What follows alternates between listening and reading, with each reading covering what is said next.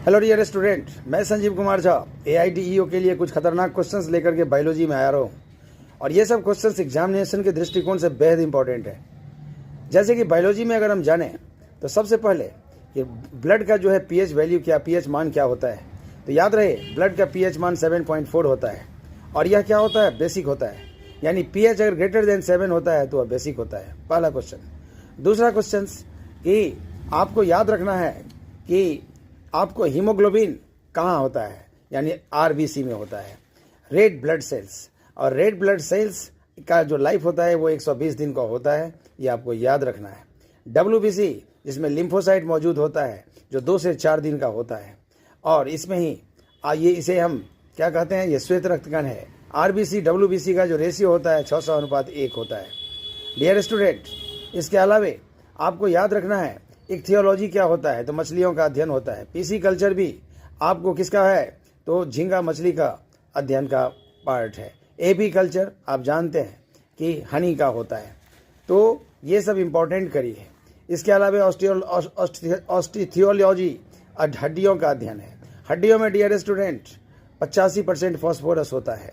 और आपको याद रखना है कि शरीर में अगर खनिज के बारे में पूछा जाएगा कि शरीर में सर्वाधिक कौन सा खनिज होता है, तो कैल्शियम होता है। वसा की मात्रा अगर देखा जाए तो पोषक तत्वों में सर्वाधिक वसा होती है, उसके बाद ही कार्बोहाइड्रेट होती है और उसके बाद ही प्रोटीन और विटामिन का पार्ट होता है। डियर स्टूडेंट, रक्त का थक्का जमता है, क्लॉटिंग होता है, विटामिन K की कमी से होती है।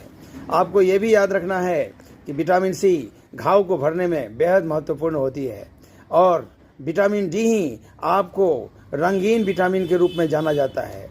कैसे जाना जाता है, क्योंकि विटामिन D सूर्य का एक महत्वपूर्ण स्रोत है और सूर्य से कई सारी ऊर्जा निकलती है और उसमें अलग अलग रंग बिखेरती है।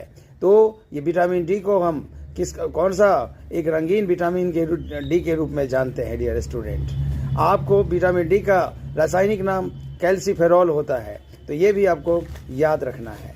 इसके अलावे आपको याद रखना है कि जो फादर ऑफ जेनेटिक्स जो है ग्रेगर जॉन मेंडल हैं, जो कि मटर पर जो है अपना एक्सपेरिमेंट किए थे। और अगर आपको सर्वाइवल इज़ द फिटेस्ट की बात करते हैं तो आप जानते हैं कि सर्वाइवल ऑफ द फिटेस्ट भी एक बहुत अपने आप में जो है एक बहुत ही इम्पोर्टेंट कड़ी है और ये प्राकृतिक चयन का सिद्धांत से जुड़ा हुआ है। डियर स्टूडेंट, DNA का वाटसन और क्रिक ने मॉडल प्रस्तुत किया था और इसी में इनको नोबेल भी प्राइज मिला था। DNA आपको हेरिडिटरी के लिए एक महत्वपूर्ण भूमिका अदा करती है। अगर हेरिडिटी की बात करें तो DNA, RNA और क्रोमोसोम तीनों महत्वपूर्ण